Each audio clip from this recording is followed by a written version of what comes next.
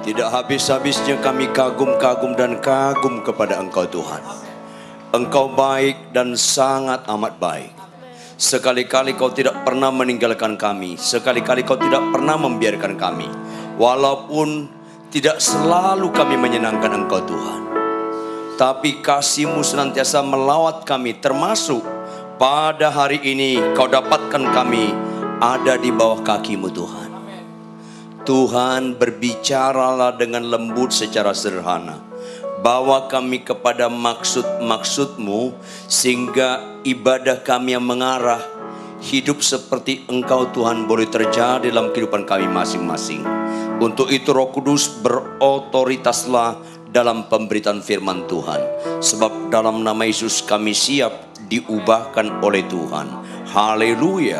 Semua yang percaya sama-sama katakan amin. Tepuk tangan yang keras buat Tuhan. Amin, amin. Silakan duduk. Shalom. Gong si facai. Sinian kuan le. Ya, ngai punya istri orang Tionghoa Toto. Mertua saya dari Chungkwo. Pak Me. Do you know Pak Me? Gak nyambung. Emang gue pikirin loh. Oke, mari kita buka Alkitab kita. Matius 22 ayat 34 sampai ayat 40. Ayat ini sangat terkenal. Saking terkenalnya orang banyak gak ngerti. Matius 22 ayat 34 sampai ayat 40. Kalau sudah dapat, saya ajak kita membacanya bergantian. Saya baca ayat-ayat yang genap, Bapak Ibu baca ayat-ayat yang ganjil. Kecuali ayat 40, ayat yang terakhir kita baca bersama-sama. Yang sudah dapat dan mengerti instruksinya katakan amin. Di bawah judul perikop tentang apa? Oh, amin berarti belum dapat dong. Apa judul perikopnya? Hukum yang terutama. Saya mulai. Ketika orang-orang Farisi mendengar bahwa Yesus telah membuat orang-orang Saduki itu bungkam, berkumpullah mereka.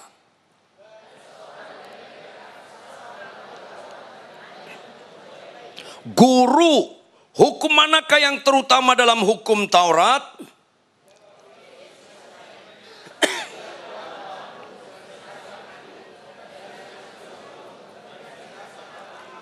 Itulah hukum yang terutama dan yang pertama.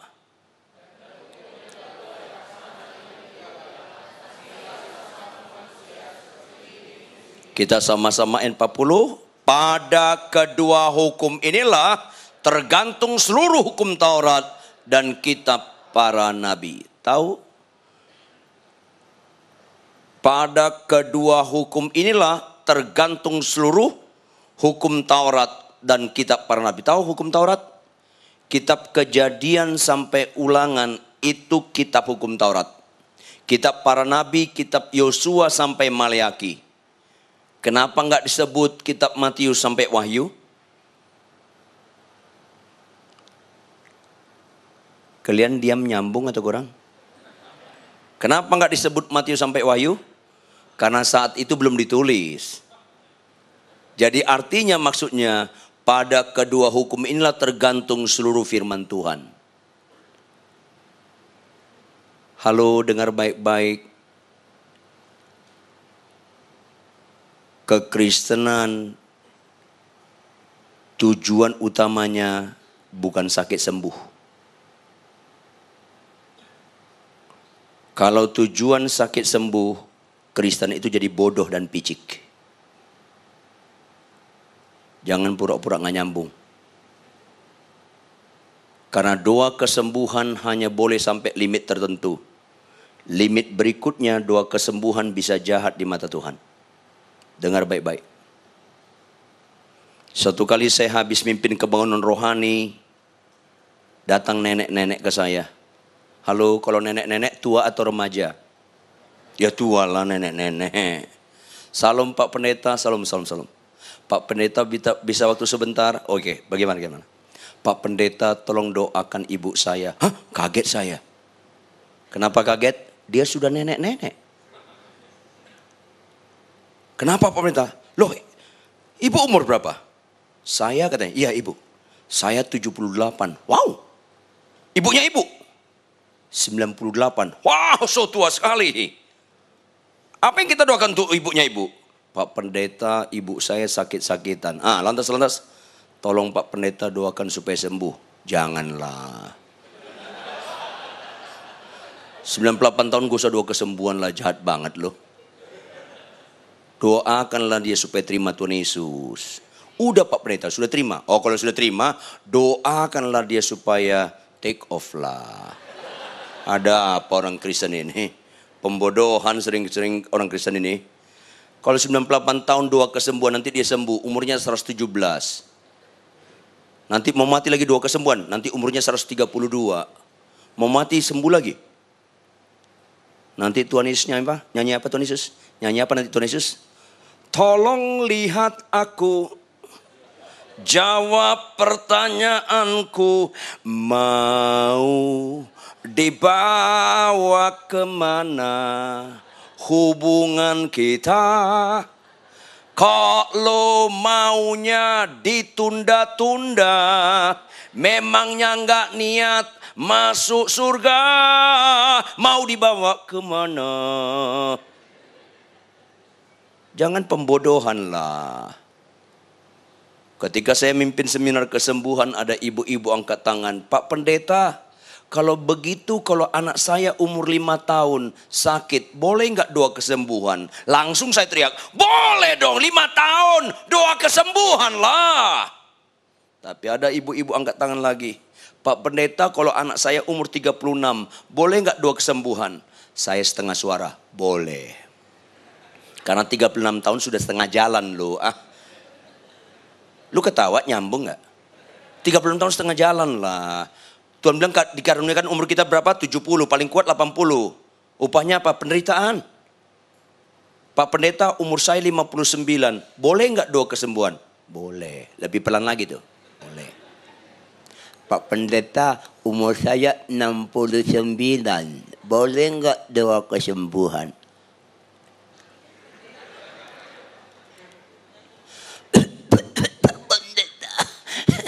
Umur saya 78.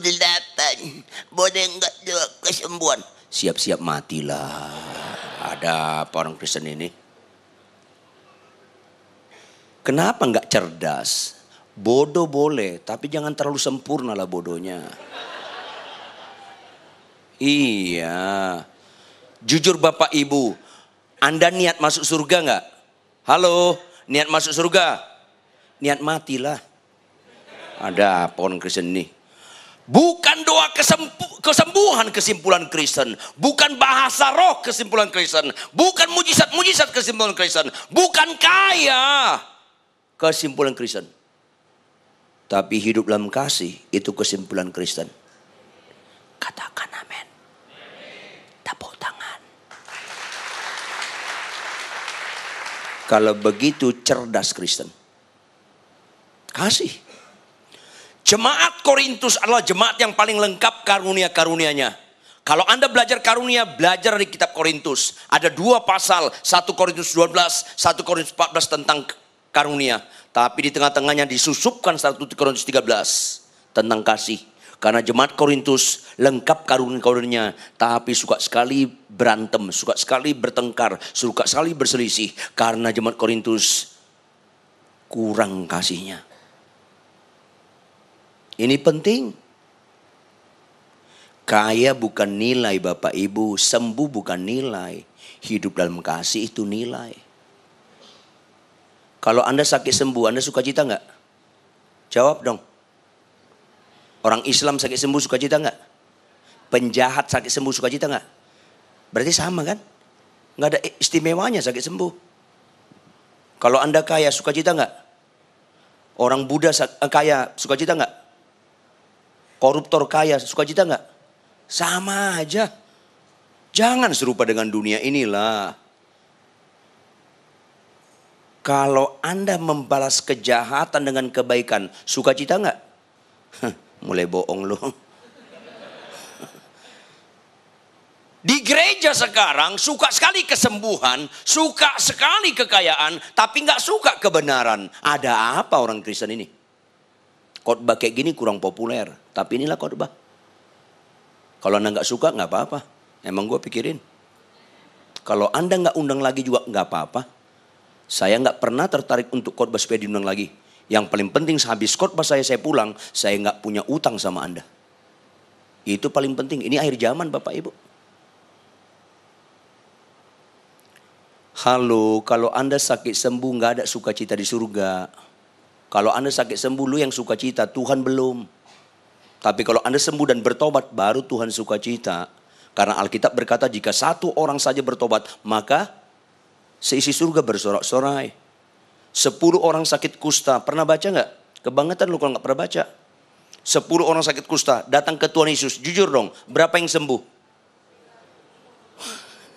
Kok gini aja lu korupsi? Berapa yang sembuh? Ada yang bilang 1, ada yang 9, sama aja jeleknya lu. Berapa yang sembuh? Semua sembuh. Berapa yang menyenangkan hati Tuhan?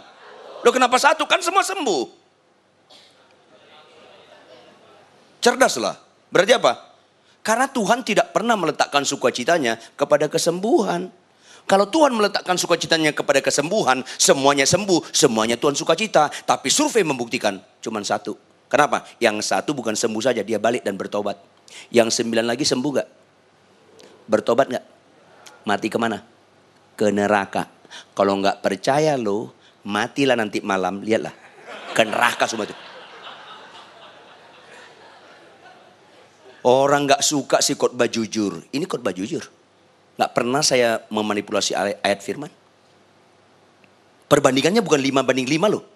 Bukan 6:4. 1:9. 1 yang masuk surga yang sembuh. 9 yang sembuh masuk neraka. Ayo dong. Makanya Tuhan Yesus bilang apa? Kepada kedua hukum inilah tergantung seluruh firman Tuhan. Sebab tanpa kasih kayak tong kosong nyaring bunyinya. Tanpa kasih sia-sialah kekristenan Anda. Maka pertama apa? Kasihlah Allahmu dengan segenap, dan dengan segenap. Yaitu dengan segenap hatimu, dengan segenap jiwamu, dan dengan segenap akal budimu. Pertama Tuhan lihat hati, motivasi Anda gimana? Jiwa Anda sungguh-sungguh memberikan hidup Anda sama Dia. Iya. Dan juga Anda memberikan segenap akal budi. Anda berani gak belajar firman Tuhan dengan benar? Supaya Anda punya pemahaman yang benar tentang Tuhan Yesus, baru ikut Tuhan dengan benar. Ini seringkali orang suka dengan pengajaran-pengajaran yang gak benar. Berikanlah persembahan, nanti kau dibalas 60 kali lipat, 100 kali lipat. Itu ngawur. Saya ulangi, itu ngawur. Karena gak ada pengetahuan yang benar. Berikanlah persembahan supaya kita dibalas 60 kali lipat. Ajaran mana itu? Gak ada dalam Alkitab. Kalau Anda kutip yang itu, ayat itu bukan situ konteksnya. Halo, kita memberi bukan supaya diberi. Cerdaslah. Kita memberi bukan supaya diberi. Kita memberi karena telah diberi. Jangan dibalik dong. Kalau kita memberi supaya diberi, itu mental Gunung Kawi Bapak Ibu. Iya. Saya pernah khotbah di Jakarta ini, khotbah di gereja yang besar, saya khotbah begitu, ditegur gembalanya. Pak Ridwan, saya nggak setuju khotbah Bapak itu. Saya nggak undang Bapak lagi. Ya nggak apa-apa sih bilang. Pak Ridwan nggak tahu, kan ada hukum tabur tuai. Oh, saya kecewa lihat dia. Hukum tabur tuai, saya bilang. Iya. Aduh, kamu kan pendeta. Kenapa terlalu bodoh? Tabur tuai jangan bilang sama Tuhan lah. Karena Tuhan lebih dahulu menabur daripada lo. Kalau Tuhan balik, mati kita semua. Kalau Tuhan bilang, aku sudah mati untuk lo. Kok lu belum mati-mati untuk gua? Kan habis kita semua. Aduh, gak cerdas Kristen ini. Jangan ngomong tabur tuai sama Tuhan. Kecuali Anda gak punya malu. Atau sudah putus urat malu lo.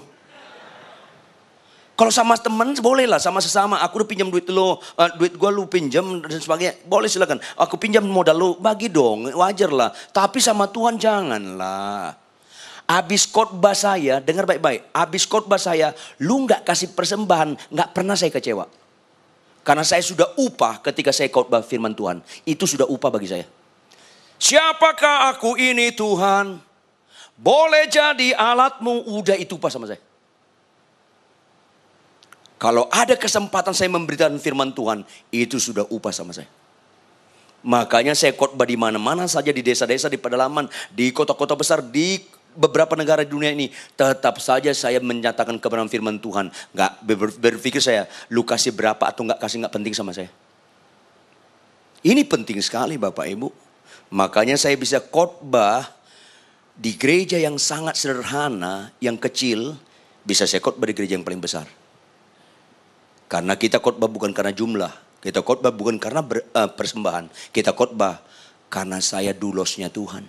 Hamba Tuhan. Ini penting sekali. Maka kita nggak goyang dengan semua respon orang terhadap firman Tuhan. Karena kita menyatakan kebenaran firman Tuhan. Oleh karena itu saudara kekasih, belajarlah mengenal Tuhan dengan benar. Capek tidak capek, ngantuk nggak ngantuk, bacalah Alkitab tiap hari. Apa artinya Anda nyanyi seperti rusa rindu sungaimu, tapi Anda malas baca Alkitab? Kan pembohong Anda. Apa artinya Anda nyanyi kaulah segalanya, tapi Anda nggak ada gairah bangun pagi baca Alkitab? Kan pembohong Anda. Orang kan bisa lu bohongi, Tuhan mana bisa lu bohongi. Rata-rata orang Kristen ke gereja ketinggalan Alkitab, nggak balik. Nggak balik. Jujurlah, ketinggalan handphone. Tumben jujur loh. Ketinggalan dompet. Iya. Handphone gak mau tinggal. Dompet gak mau tinggal. Alkitab biar tinggal. Di gereja nyanyinya apa? Ku tak membawa apapun juga. Ku tinggal semua. Kalau gua Tuhan gua pites loh. Iya. Kalau gua Tuhan gua pites loh. Karena banyak di gereja pembohong. Saya tahu ada orangnya di sini. Tahu saya orangnya. Mau saya kasih tahu? Lagi ngeliat saya dia.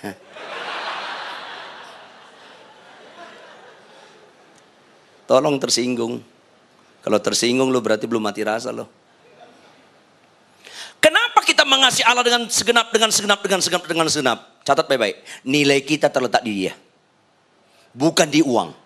Bukan di kesembuhan. Di Tuhan. Makanya saya khotbah di mana-mana saya bilang apa? Berbahagialah Anda, sakitmu sembuh atau tidak sembuh, tapi engkau mau datang kepada Tuhan. Merataplah Anda, sakitmu sembuh, atau enggak sembuh, tapi tetap enggak mau bertobat datang ke Tuhan. Karena yang paling malang dalam hidup ini tanpa Tuhan. Bukan sakit kanker.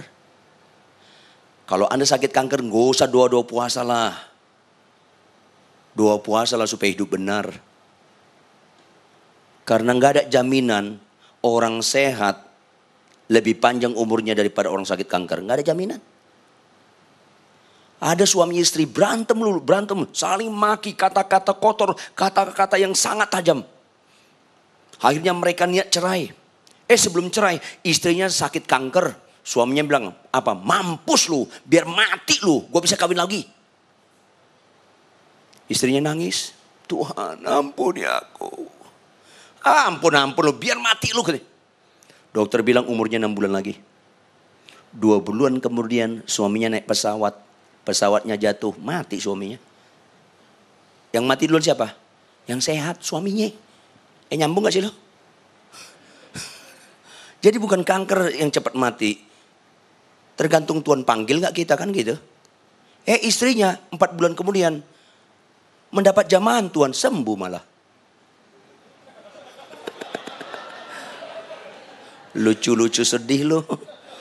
Jadi kanker nggak serius, berdosa serius. Karena apa? Hanya dosa yang membuat putus hubungan kita dengan Allah. Akhirnya kita nggak bernilai. Apa arti dibuang ke neraka? Artinya dibuang ke dalam api. Apa arti dibuang ke dalam api? Karena engkau tidak bernilai, kayak sampah dibuang ke api. Maka Bapak Ibu, betapa malangnya Anda kalau tanpa Tuhan Yesus. Anak hilang, pernah dengar baca itu? Kemudian habis hartanya. Kemudian dia kerja di kandang babi, pernah baca? Mana lebih bernilai, dia atau babi? Babi jadinya, kenapa? Makanan babi pun gak boleh lu makan. Kenapa? Kalau orang tanpa Tuhan, lebih malang daripada babi. Iya. Babi kalau mati masuk neraka atau masuk surga? Cuman masuk perut. Jangan sok haram lah. Sedikit haram, banyak harum. Babi mati nggak masuk surga, nggak masuk neraka. Orang Betawi bilang impas. Iya. Orang tanpa Tuhan nggak bisa masuk surga, pasti masuk neraka. Berapa lama di neraka? Selama-lamanya. Ada nggak 1000 tahun? Lebih. Kali 1000, kali 1000, kali 1000, kali 1000, lebih. Kali 1000, kali 1000, sampai burbus lebih. Jangan kaget kalau orang di neraka akan teriak, Tuhan, kalau aku tahu menderitanya di neraka, mendingan gue jadi babi. Ya. Jangan kaget lo kalau ada orang teriak begitu. Kalau lu kaget, gue jadi kaget. Iya. Halo, tanpa Tuhan Yesus, malang sekali hidup kita. Sehingga Yesus katakan, di luar aku kau gak bisa berbuat apa-apa. Kenapa kita harus mengasihi dia, mengutamakan dia? Karena nilai kita terletak pada dia. Katakan amin. Tepuk tangan. Ya. Yang kedua, kenapa kita harus mengasihi dia dalam segenap dengan segenap? Karena pengharapan kita terletak pada dia. Halo, cerdas Kristen ya. Presiden Indonesia kalau terpilih tahun ini, orang Kristen, Batak lagi kayak saya, Huta Barat lagi marganya. Nggak tambah pengharapan saya, nggak tambah pengharapan saya. Karena pengharapan saya tidak terletak pada dia. Biarpun Kristen jadi presiden, orang Batak sekalipun, tetap nggak tambah pengharapan saya. Karena pengharapan saya nggak terletak pada dia. Makanya ketika Ahok mempresentasekan programnya dulu sebelum dia jadi terpilih di depan pendeta-pendeta, saat itu saya yang khotbah. Saya bilang apa? Ahok, dengar baik-baik. Kalau kau terpilih jadi wakil gubernur, tidak pernah tambah pengharapan Kristen. Karena lu gak jadi juru selamat. Oleh karena itu Ahok, jangan bela Kristen. Gak cerdas lu. Jadilah berkat bagi semua orang. Supaya orang yang gak Kristen kenal Yesus dalam hidup lu. Itu keren. Lu gak perlu memperkenalkan Yesus sama saya. Karena saya sudah kenal Yesus. Kalau presiden berikutnya anti sama Kristen, suka nutupin gereja, namanya Osama bin Laden, tetap gak kurang pengharapan saya. Karena pengharapan saya terletak pada dia. Kalau saya turun habis khotbah di sini, datang orang yang anti Kristen membunuh saya, tidak kurang pengharapan saya. Mati pun saya tetap berpengharapan, karena saya tahu kemana saya mati. Jangan letakkan pengharapanmu kepada orang. Jangan letakkan pengharapanmu kepada depositomu. Jangan letakkan pengharapanmu kepada kesehatanmu. Karena kesehatanmu, depositomu, orang gak pernah jadi Tuhan. Hanya Yesus satu-satunya Tuhan. Kasihilah dia dengan segenap. Tidak akan kecewa hidupmu. Itu penting. Malah ada orang bodoh lagi, berpengharapan sama rokok. Jangan ngerokok. Gue kalau gak ngerokok gak bisa. Lah. Bodoh boleh, tapi jangan terlalu sempurna dong bolonya. Masa berpengharapan sama rokok lu? Yang ngerokok di sini tolong tersinggung dan bertobat. Jangan merokok lagi. Kalau kau begini gak ada amin loh. Iya. Jangan berpengharapan sama hubungan sesama jenis. Ada nggak lesbian di sini? Ada nggak homoseks? Bertobat Anda. Jangan bergantung sama apapun, termasuk seks. Jangan. Ada pendeta tahun lalu, saya bimbing lama. Kenapa? Dia selalu bergantung sama nonton film porno. Orang kan bisa kita bohongi, Tuhan mana bisa kita bohongi. Ini masalahnya. Anda bisa bohongin sebelah lo, tapi Tuhan nggak bisa lo bohongi. Siapa di antara Anda nonton film porno? Stop detik ini, jangan ulangi. Supaya jangan terikat oleh setan Anda. Narkoba, ekstasi, jangan ulangi. Kumpul kebo, free sex, jangan ulangi.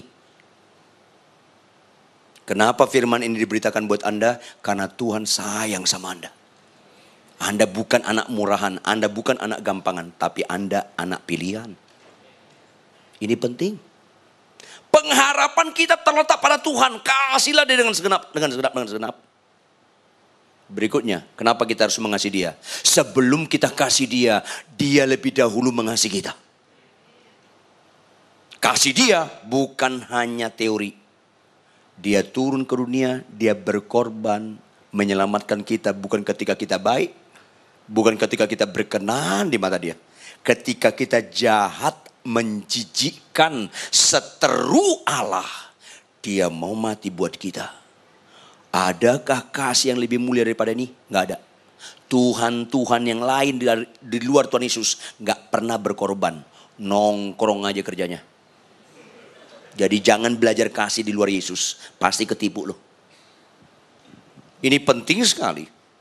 Jadi biarpun terbalik dunia ini, tetap Yesus harus nomor satu dalam hidup kita. Bukan yang lain. Dalam garis itulah baru kita berikutnya apa? Kasihlah sesamamu seperti engkau mengasihi dirimu sendiri.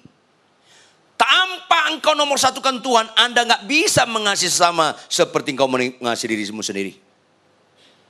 Halo, mana lebih dahulu? Kasih sesama atau diri sendiri? Halo? Kasih sesama atau diri sendiri? Diri sendiri. Karena ada kata apa? Kata seperti. Kasihlah sesamamu seperti engkau mengasihi dirimu sendiri. Standarisasi saya mengasihi orang lain. Sejauh mana aku mengasihi diriku. Kalau aku gagal mengasihi diriku, maka aku gagal mengasihi orang lain. Kenapa ada orang suka maki istri? Kenapa orang suka ngelawan suami? Karena lu gagal mengasihi diri lu. Itu sederhana. Kenapa kita membalas kejahatan dengan kebaikan? Karena kita bisa mengasihi orang lain. Karena kita juga lulus mengasihi diri kita sendiri. Itu dia Kristen. Maka siapa di antara Anda Bapak Ibu kecewa dengan perkawinannya, Anda sedang digembalakan setan. Siapapun istrimu, siapapun suamimu, itu nggak pernah salah pilih. Nggak ada amin loh. Perempuan yang amin, laki-laki kayaknya nyesel nih. Siapapun istrimu, siapapun suamimu, itu nggak pernah salah pilih. Jangan niat ganti. Apalagi buka cabang. Ya. Tahu Anda, salah satu orang paling pengecut dan paling bodoh di mata Tuhan, nyeleweng. Jangan pura-pura nggak dengar khotbah ini. Salah satu orang paling pengecut dan paling bodoh di mata Tuhan, nyeleweng.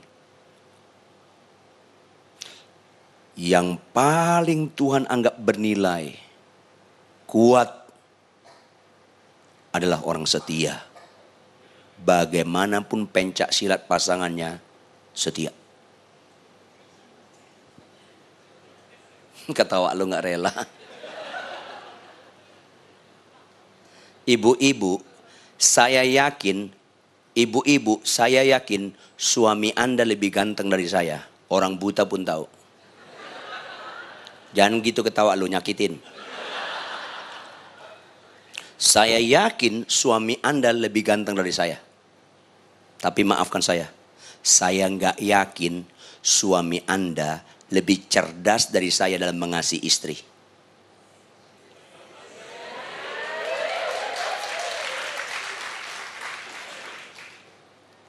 Cius.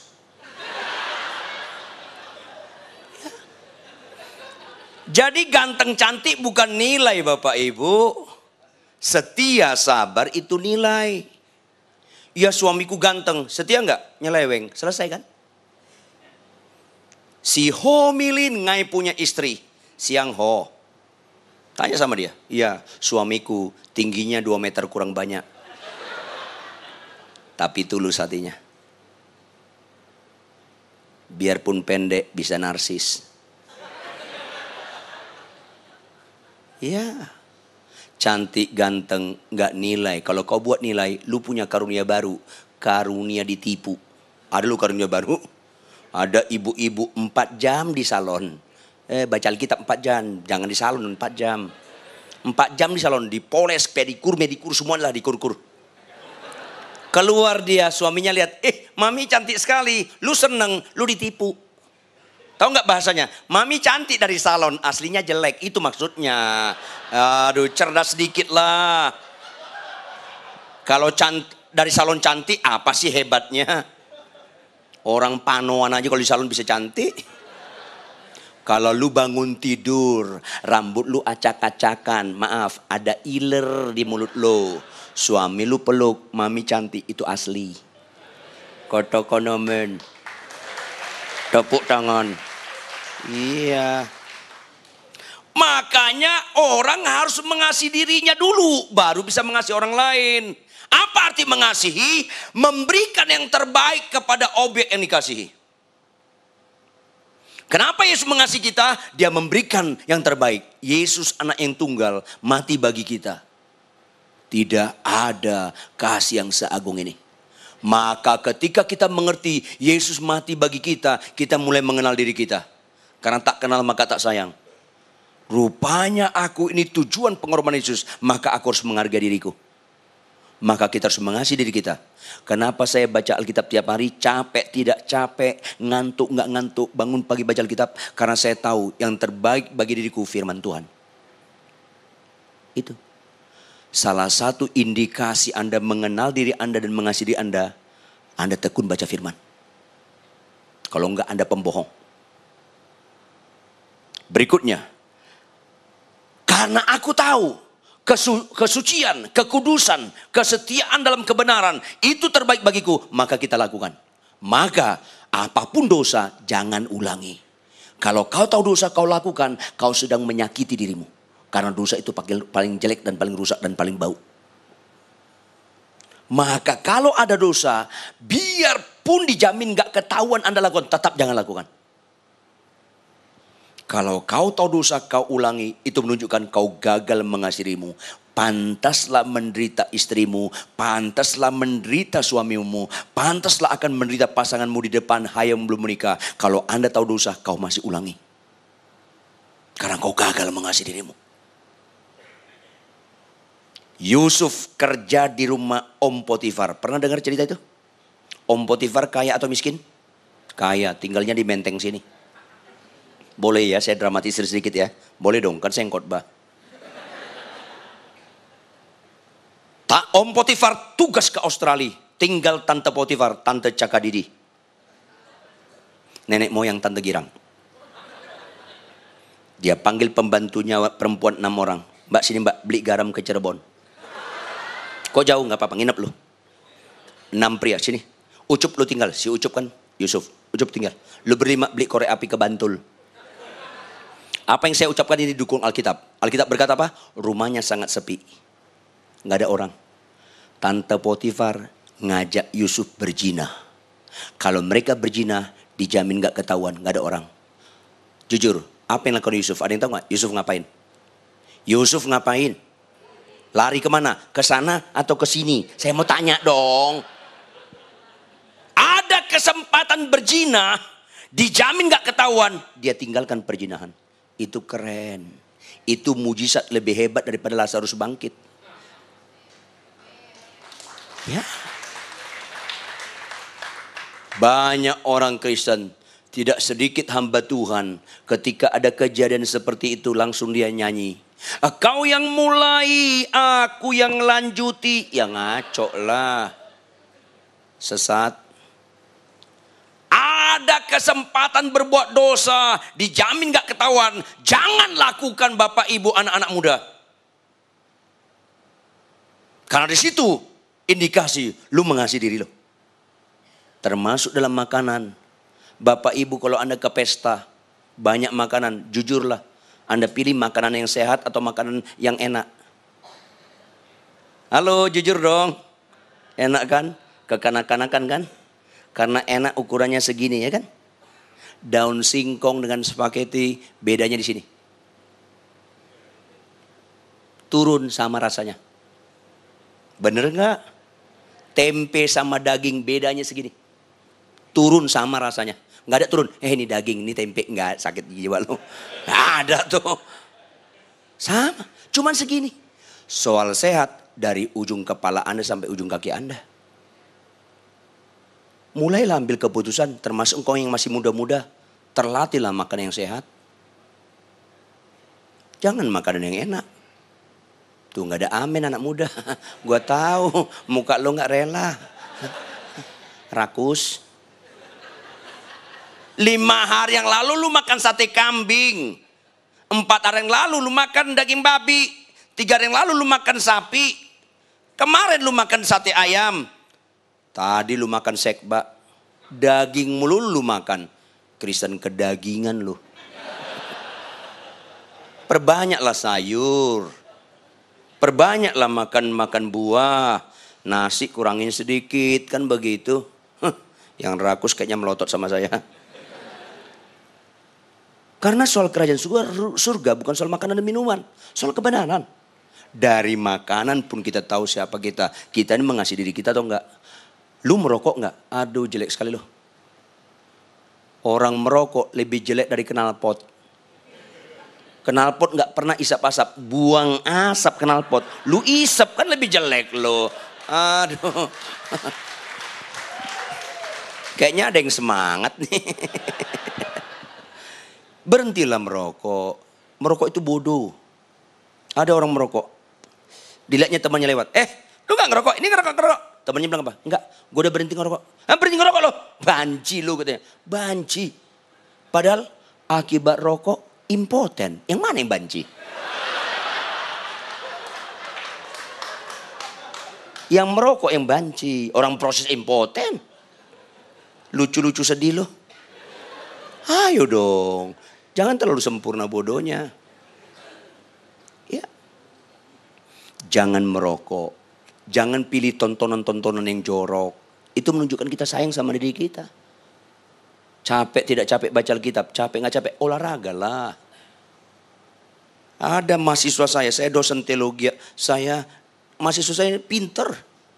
Ibraninya A, Yunaninya A, hermeneutiknya A, homiletik rata-rata A. Tapi olahraga malas. Saya bilang olahraga. Nggak mau Pak. Loh, Kristen itu harus menyembah Allah secara utuh, tubuh, jiwa dan roh. Malas Pak, yang penting kan nilai saya bagus. Ngawur lu, saya bilang. Benar, ketika kita ajak penginjilan ke pedalaman Kalimantan, itu jalan kaki 14 kilo, baru 3 kilo pingsan dia. Pingsan dia. Pelayanan 4 hari, tetap dia tergeletak. Pulang masih dipikul. Saya bilang, lu gak ngelayani, lu dilayani. Olahraga lah. Capek gak capek, sedikit 3 kali seminggu berenang lah. Apalagi musim hujan banyak kolam renang.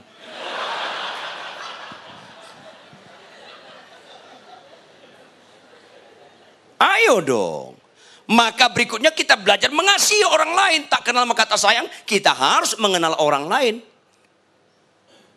Gembala harus mengenal jemaatnya, siapapun dia. Jadi sama saya nggak populer jemaat banyak. Jemaat yang kau kenali nggak? Jemaat saya, suami istri, anak-anak, saya hafal ulang tahunnya. Saya tahu karakter bapak ini, karakternya kolerik, yang ini temperamennya sanguin, saya hafal. Kalau saya konseling, aduh, tahun 98 lu bertengkar masalah. Loh, kok bapak tahu? Saya punya catatan semuanya. Kok dokter punya book record kita, kenapa pendeta nggak punya book record jemaat? Kenalilah. Termasuk istrimu, anak-anakmu, kenalilah. Makanya dengar baik-baik, nggak ada orang menikah berdasarkan cinta. Dengar baik-baik anak muda. Tahun ini saya 33 tahun jadi hamba Tuhan. Asal saya konseling orang menikah, kenapa kau menikah sama ini? Perempuan, kenapa kau menikah sama pria ini? Mereka bilang apa? Kami saling mencintai Pak Pendeta. Bohong lu, saya bilang. Nggak ngerti lu cinta. Oh, kami udah pacaran 3 tahun. Nggak ngerti lu cinta. Nggak ada orang menikah berdasarkan cinta. Aku cinta padamu hanya bisa kau ucapkan kalau kau menikah 10 tahun ke atas. Karena kalau setelah menikah 10 tahun ke atas, cukup representatif waktu mengenal pasanganmu dengan segala pencak silatnya. Ngomonglah cinta baru cinta, pacaran gombal. Yang anak-anak muda dengar baik-baik, tunggu tanggal mainnya. Maka setiap orang mau menikah, saya bimbing minimal 6 bulan. Saya konseling 6 bulan. Karena saya tahu sekali rahasia perkawinan itu tidak semudah yang dibicarakan, tidak seenak yang di novel-novel. Maka saya proses tuh. Saya bilang gak ada orang menikah langsung cocok kecuali menikah dengan tiang listrik. Justru menikah yang cocok berdasarkan pernikahan yang gak cocok. Itu dasar pertama. Apa itu? Menikahlah dengan lawan jenis. Apa kata pertamanya? Lawan. Baru pura-pura kaget loh. Lawan. Mana ada orang menikah langsung cocok? Malah Tuhan seringkali mengirimkan pasangan yang punya sifat yang paling menjengkelkan Anda. Karena pasangan itu dikirimkan Tuhan sebagai pahat yang tajam untuk mengukir Anda. Makanya makin menjengkelkan istrimu, makin menjengkelkan suamimu, bilang sama Tuhan, lanjutkan Tuhan. Ketawa lu gak rela. Iya. Saya orang Batak, istri saya orang Tionghoa. Saya latar belakang orang musik. Saya suka main piano sampai jam 2 malam. Kadang-kadang pulang dengan baju yang sama tidur. Rituan Huta Barat latar belakang agak jorok. Istri saya si Homilin, seorang sarjana teknik kimia. Kacamatanya cuma kimia. Akibatnya super sangat bersih sekali banget. Rumah kami dipel 5 kali satu hari. Ya. Lu kurang kerjaan, datang ke rumah saya. Cari lemari manapun, geser, pegang lantainya, gini gosok. Gak ada debu di rumah saya. Anda ambil kursi, naik ke atas lemari, pegang atas lemari atau atas AC, giniin, gak ada debu di rumah saya. Makanya di rumah saya, 2 yang menderita. Debu dan saya. Gue cerita penderitaan, lu kok ketawa? Jahat amat sifat lo. Akibatnya, masuk rumah harus cuci kaki dulu. Aduh, kaget saya. 10 kali keluar rumah, 10 kali cuci kaki. Konflik kami. Saya bilang, mama punya peraturan lebih ketat dari hukum Taurat. Tahu gak lo? Marah, konflik kami. Konflik kami. Mana ada orang menikah langsung cocok? Iya. Ketika pacaran, kaulah bulan, kaulah bintang. Gombal. Ketemu di atas masjid ada bulan bintang tuh. Begitu menikah 2 tahun, pung, ditonjok istrinya, ada bulan di sini. Banyak bintang-bintang. Kenapa lu ketawa? Nyambung sih lo. Ya. Konflik. Saya sama istri naik lift. Begitu naik lift, mau ke lantai 8, mau saya pencet gitu. Teriak istri, jangan Pak. Kaget saya kira ada strom. Ada apa? Saya bilang, jengkel saya. Dibuka tasnya, dikeluarkan tisu, dibungkus jarinya, dipencet. Aduh. Itu istri saya. Sedikit pun saya nggak niat ganti. Apalagi buka cabang nggak. Naik eskalator, tahu eskalator kan? Naik. Begitu naik pegangan karena goyang. Pak jangan Pak, kaget lagi saya. Ada apa sih Mah? Pak, ini eskalator umum. Jengkel saya. Mah, tunjukkan sama saya eskalator khusus. Nggak ada. Ya umum lah. Pak banyak yang naik. Mah, ini mall ya banyak yang naik. Apa dia katakan? Pak, yang makin jengkel dia nggak marah. Pak, banyak orang naik itu baru ngupil. Hah? Jadi di kanan ini upil semua tuh. Upil semua bayangan dia, upil semua tuh. Aduh. Berikutnya mau copot jantung saya. Apa dia bilang? Pak, orang juga banyak naik itu ceboknya nggak bersih. Hah? Jadi di kiri ini kotoran manusia sama dia. Kotoran manusia. Aduh Tuhan. Saya bilang saya menikah dengan makhluk apa ini Tuhan? Lu jangan ketawa, ini penderitaan. Tidak mudah. Jadi kalau kami naik eskalator sama anak-anak, naik nggak boleh pegangan. Wah agak goncangan sedikit. Baru agak tenang. Kayak main pantomim. Saya pernah khotbah di Singapura, anak saya kecil, saya gendong. Itu ke Singapura lebih cepat loh rata-rata eskalatornya. Hampir jatuh gara-gara hukum Taurat istri. Gak mudah. 6 tahun perkawinan kami, 6 tahun perkawinan kami. Saya jujur di depan Tuhan, ketika istri saya tidur saya bilang sama Tuhan, Tuhan ujilah saya, tilik hatiku paling dalam. Gak ada yang tersembunyi di depan Engkau. Sedikit pun aku gak niat cerai sama nih orang. Sedikit pun aku gak niat ganti. Tapi Tuhan jujur, aku gak mampu melanjutkan perkawinan ini Tuhan. Iya, saya bilang sama Tuhan, aku gak mampu Tuhan. Kalau dia tidur, aku aman. Kalau dia bangun, ada sabda yang baru. Aduh, gak mudah. Apa Tuhan bilang? Segala sesuatu dari dia. Katakan amin. Langsung saya kayak ditampar. Pak! Nangis saya, bertobat saya. Tahu tahu, sederhana kan? Dari dia langsung berubah paradigma. Saya punya handphone, bukan BlackBerry, Berry. Ini handphone sudah tua banget.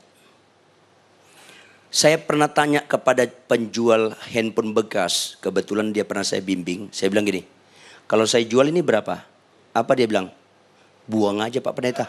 Buang, lu kebangetan. Halus dikit lah. Iya buang aja. Kenapa sih lu kasar banget gitu? Iya Pak Pendeta, Bapak kasih pun saya nggak mau. Kenapa? Kalau saya letakkan di etalase toko saya, sampai kedatangan Tuhan Yesus yang kedua kali pun gak ada yang beli. Nyempitin Pak Pendeta. Jujur dia. Tapi ini misal. Misalnya, saya bilang, tahu gak lu dari siapa nih? Emang dari siapa?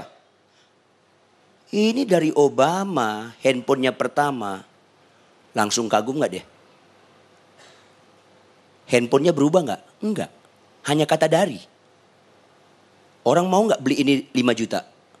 Pasti mau. Karena hanya kata dari Obama. Halo Bapak Ibu, cerdaslah. Siapapun suamimu, siapapun istrimu, dari Tuhan. Ya. Langsung saya nangis meraung-raung kayak anak kecil. Ampuni saya Tuhan, ampuni saya Tuhan. Saya sekolah teologi tinggi-tinggi, saya dosen teologi. Tapi kenapa aku bodoh Tuhan? Ampuni aku Tuhan. Bertobat saya. Hanya kata dari. Apa kata Tuhan berikutnya? Kalau dari saya, dari dia, harus di follow up oleh dia. Ya Tuhan. Istri dari Tuhan, saya pimpin dia dengan cara saya. Pantas konflik. Dari dia harus di follow up cara dia. Aduh Tuhan, hajarlah aku habis-habisan Tuhan. Supaya aku hambamu bukan karena kata orang. Aku hambamu persis yang kau katakan Tuhan. Itulah yang saya kejar. Akhirnya saya belajar. Istri saya kalau marah-marah gak buka mulut saya. Halo bapak-bapak, kalau istri lagi marah-marah jangan pernah jelaskan. Karena perempuan kalau marah gak gunakan logika, penjelasan gak ada guna. Makanya kalau istri saya marah-marah saya diam, saya tatap dia. Saya bilang sama Tuhan, Tuhan energik banget istriku ini. Sehat dia Tuhan. Dari engkau, oleh engkau. Supaya kepada engkau bagimulah kemuliaan sampai selama-lamanya. Marah lagi dia, marah lagi. Saya bilang, Tuhan, cocok banget aku sama dia ini Tuhan. Sungguh aku gak salah pilih Tuhan. Kau kirimkan ini menjadi pahat yang tajam untuk mengukir saya. Lanjutkan Tuhan. Marah lagi dia, marah. Saya bilang sama Tuhan, Tuhan ujilah saya. Tilik hatiku paling dalam. Biarkan dia solo karir. Aku tidak mau duet Tuhan. Mau lihat rohani orang, jangan waktu khotbah. Mau lihat rohani orang, jangan waktu penyembahan. Orang pemarah, orang pembohong, kalau khotbah mukanya rohani semua. Orang pemarah, orang pembohong, kalau penyembahan mukanya rohani semua. Mau lihat rohani saya?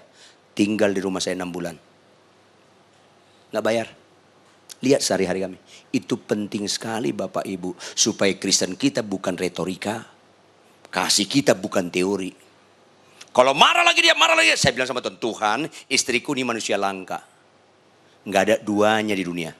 Tolong lestarikan Tuhan Yesus. Jangan dia duluan mati. Akulah duluan mati Tuhan. Ya. Kepada kedua hukum itulah tergantung seluruh firman Tuhan. Dan kalau kita lakukan itu dalam rumah tangga, mudah sekali kita lakukan kepada orang lain. Ada jemaat saya bapak-bapak asal penyembahan gemetar-gemetar. Tuhan ku mau menyenang. Gemetar-gemetar penyembahan. Tapi pulang istrinya gemetar sama dia. Galak banget bapak ini sama istrinya. Tapi lembut sekali sama istri orang. Gak ada bapak-bapak begitu di sini. Gak ada yang ngaku. Halo, kesimpulan kita lemah lembut sama jemaat. Karena kita lemah lembut di rumah. Kalau begitu penutup. Maka hidup kita berkenan di mata Tuhan. Karena di mata Tuhan orang yang benar adalah orang yang mengasihi Tuhan. Dan mengasihi sesamanya seperti mengasihi dirinya sendiri. Itu orang benar. Dan orang benar tidak mengejar berkat. Orang benar dikejar berkat. Orang benar tidak mengejar kesembuhan. Orang benar dikejar kesembuhan. Karena orang benar berbahagia karena apa? Orang yang berbahagia adalah orang mendengarkan firman Tuhan serta melakukannya. Maka ada kebahagiaan, ada sukacita. Maka hati yang gembira adalah obat yang apa?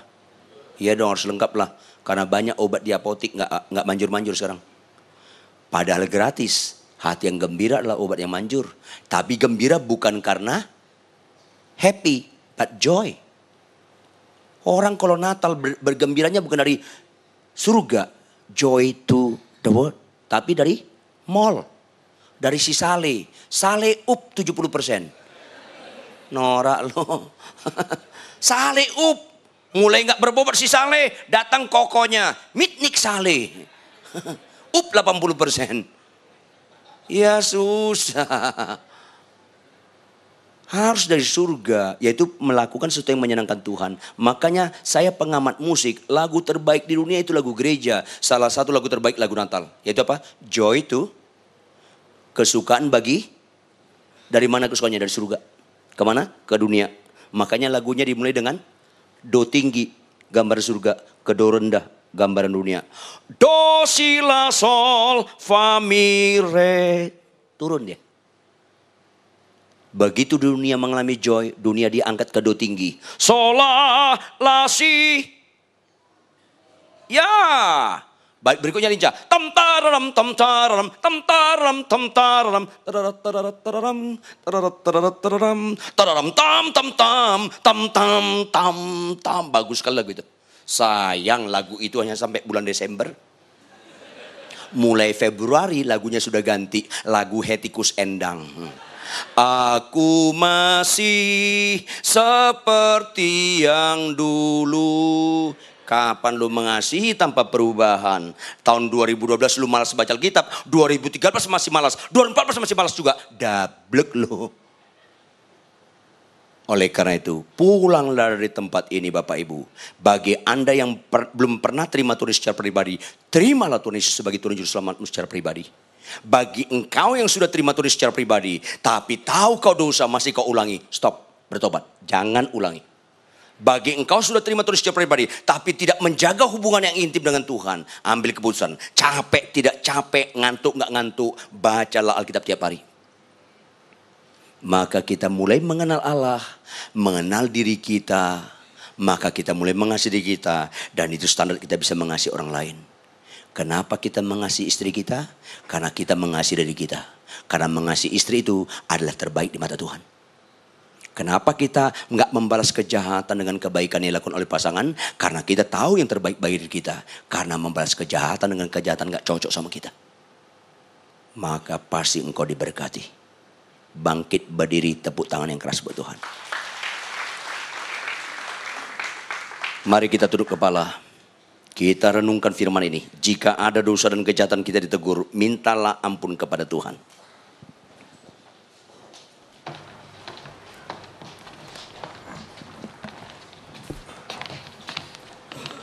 Di mana 2-3 orang sepakat dalam nama Yesus, di situ dia ada. Ada Tuhan di tengah-tengah kita. Setelah kau renungkan firman ini, responilah dengan kesungguhan. Engkau mau mempertanggungjawabkannya di hadapan Tuhan.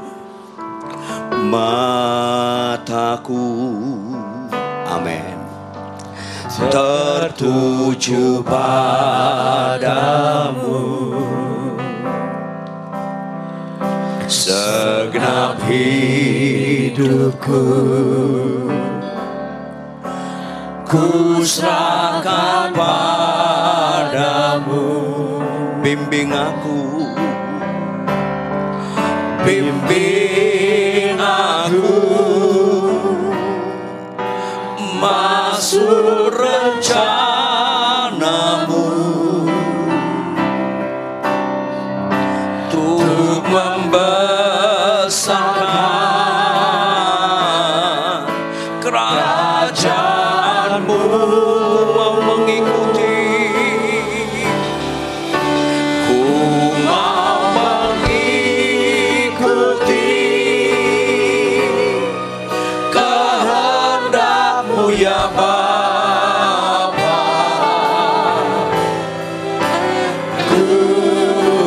mau selalu menyenangkan hatimu.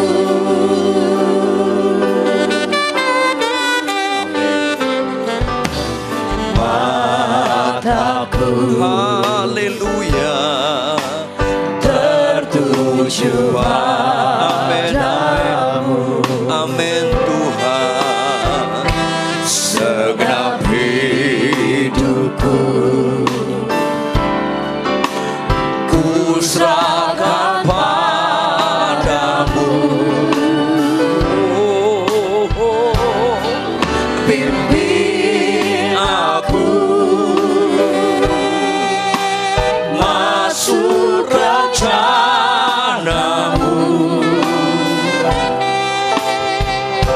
untuk membesarkan kerajaanmu. Mari kita angkat tangan kanan kita tinggi-tinggi, katakan dengan iman. Ku mau mengikuti kehendak-Mu ya Bapa. Ku mau selalu menyenangkan hatimu, mau mengikuti. Oh, ku mau mengikuti kehendak-Mu ya Bapa. Ku mau selalu menyenangkan hatimu ya Tuhan. Ku mau selalu menyenangkan hatimu ya Yesus. Ku mau selalu menyenangkan hatimu.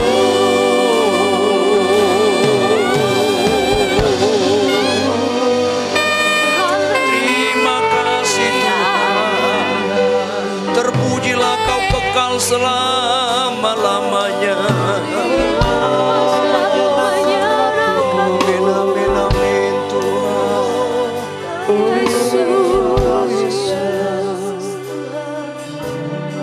Ambil sikap Bapak Ibu, supaya jangan sia-sia iman percaya kita ketika kesimpulan yang terutama tetap tidak ada pada kita, yaitu kasihlah Allahmu dengan segenap hatimu, dengan segenap jiwamu, dan dengan segenap akal budimu.